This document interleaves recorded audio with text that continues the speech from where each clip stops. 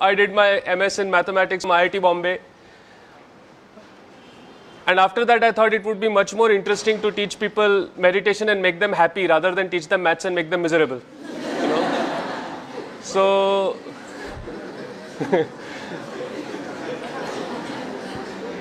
though if you come for my maths classes, you will find that they are also very happening. Yeah. Now, today I thought I would just go a little bit into ancient history, yeah, and then come to where we are today. Okay, so all of you have heard of the Varaha avatar? Yes? If you have not, which country are you in? The Varaha avatar is when Lord Vishnu, right? He takes the shape of the boar, and then for some reason the earth is drowning in water. We don't know why and how. But the boar lifts the earth up and brings it out of the water, right? Saves the earth, so to speak, right? Yes. Now, that may be a fantastic story and all that, but check out the shape of the earth. What is it? It's round, right? Which means that more than 10,000 years ago, we knew that the earth was round. Yes? Which Europe only accepted once they saw the Apollo pictures from space, right? In fact, we call geography Bhugol, right?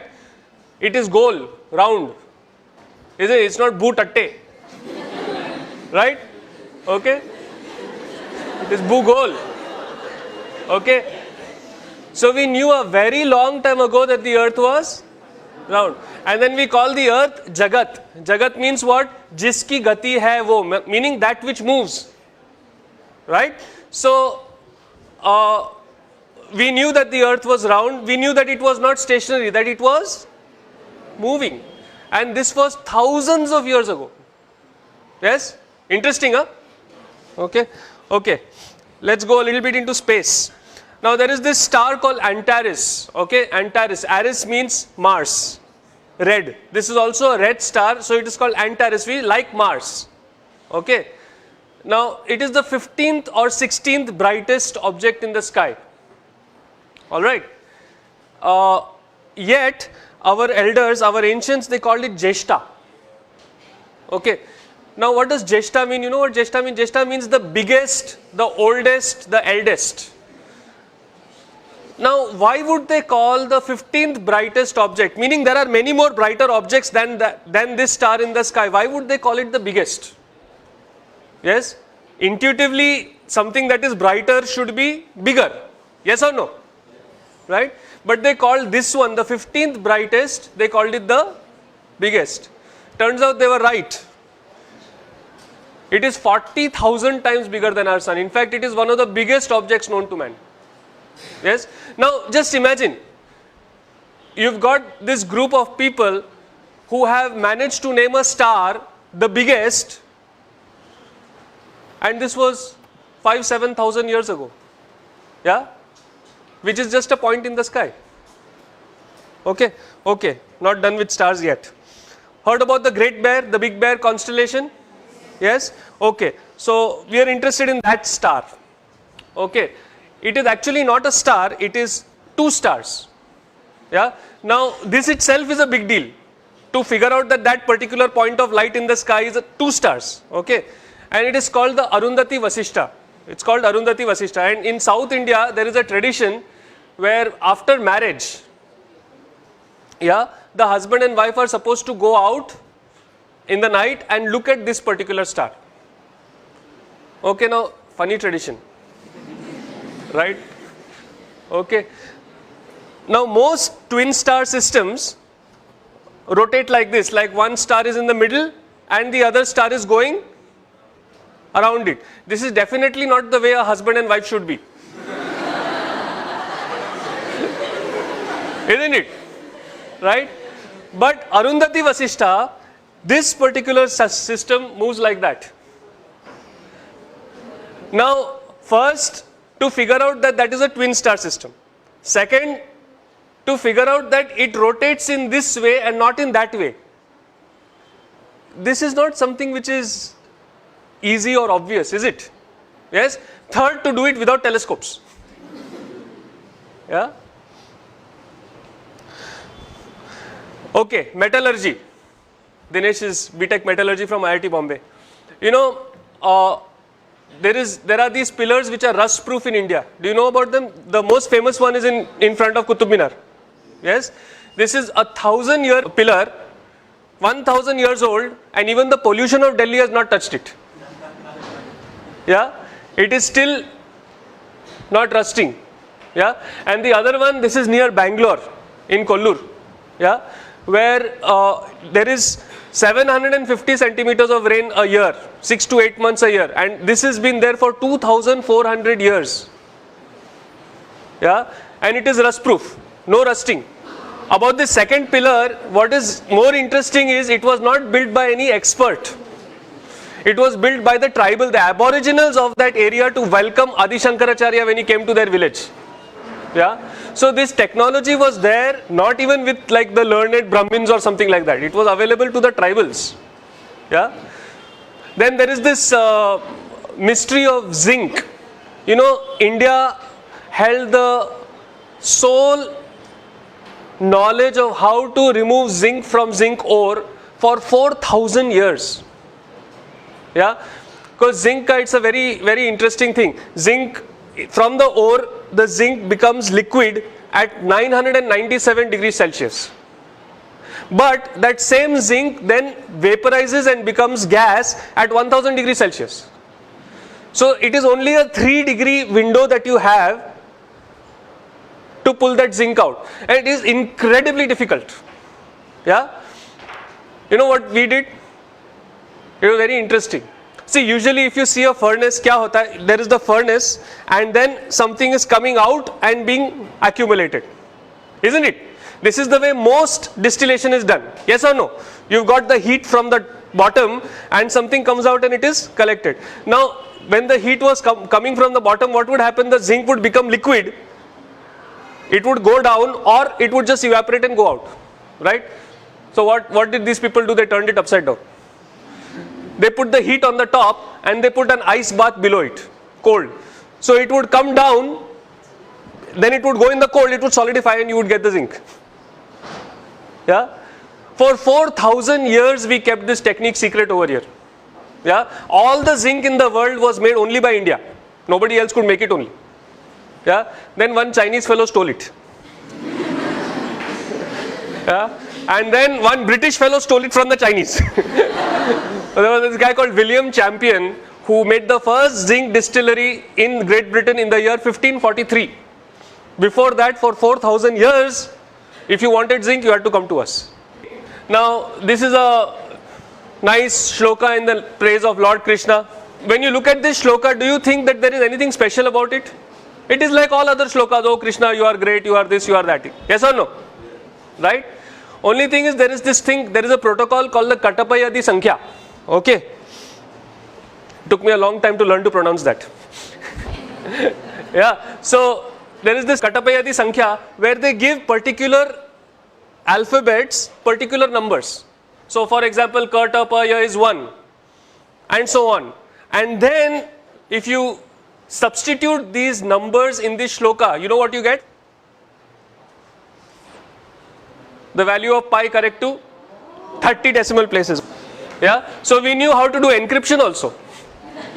Yeah. Acha, now don't you like this what I am talking about? So clap and tell me no.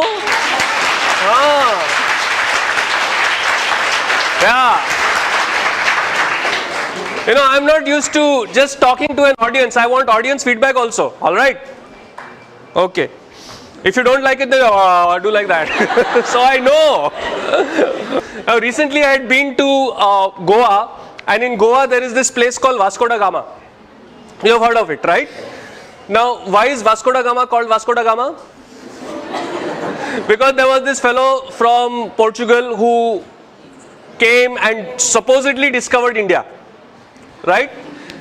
Okay, let me tell you the true story. This story is in Vasco da Gama's own journal, which is there in Lisbon today. Okay. There were two guys who went searching for India. One of them was Christopher Columbus The other was Vasco da Gama. Okay. Now Christopher Columbus, he went in the opposite direction. From Europe he went up. Okay. And he found America. Only he thought America was India. Okay. That is why the natives of Americans are called Indians. That's where the Indian name comes. Because he thought, मेरे को India मिल गया. Right. So he called those people Indian. He called them Indians actually. Then the other people came and called them red because they were not white. Yes. So that was Christopher Columbus' story. Vasco da Gama, he went in the opposite direction. If you know your geography, he came down from Africa, and he was too chicken to go out into the main sea. He would only sail keeping the coast in view. Okay. And he was having the biggest ship available at that time in Europe. Alright. So he came all the way down to the Cape of Good Hope. Okay. And over there, he was wondering, now how do I cross? Because from there to go to India, you have to go across the ocean, across the sea. Right. Over there he met a Gujarati whose name was Kanha. Okay. He does not mention the surname. Possibly Patel. Okay. Yeah.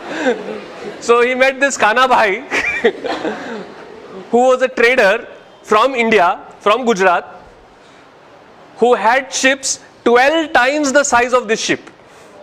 12 times. And remember, Vasco da Gama's ship was the biggest ship in Europe at that time. Okay, he had ships which were trading ships, forget about military ships, trading ships which were 10 to 12 times the size of Vasco da Gama's ship, and Vasco da Gama's ship was escorted with 3 ships, like in formation. His ship was in the middle, those 3 of our Indian ships escorted this guy to Goa, to India.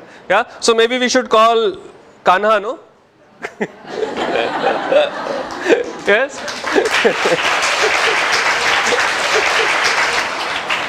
Now, I mean, we could go on and on and on. The amount of history, the amount of knowledge that this country had was phenomenal, absolutely phenomenal. Yeah, and what was even more phenomenal was these guys had this knowledge 5, 7, 10,000 years ago. Yes, when Europe was still, using bow and arrow to kill deer, our people were distilling zinc. Yes. Now, how did they have this knowledge? Yes. No, there is only one reason.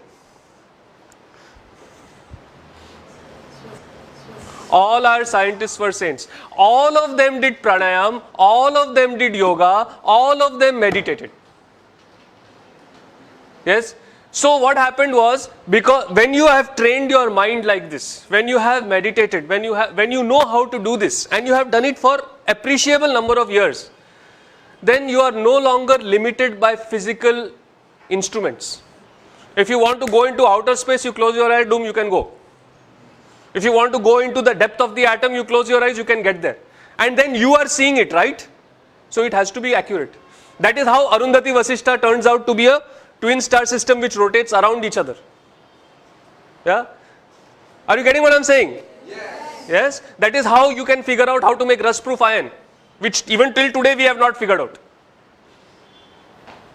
Yeah? So the basis of science is spirituality. Yeah? And this wealth that our country has, I will not say had, this wealth that our country has was systematically destroyed by the British when they came here. Yeah? They rewrote our history. So that when they left us with a legacy of being ashamed of our own culture and our own tradition. You know, yoga is for freaks. You should do PT. But unfortunately, do you see that even in today in schools you do PT, you don't do yoga? Yeah. So we have got independence, it's 60 years, but we are still thinking in those terms only. That is what the British wanted. Yeah. To break this country, they had to break the education system and break the traditions. if we want to build this country again, then maybe it is time to come back to learning, studying yoga, meditation. Yes? Yes or no? Yes. Right?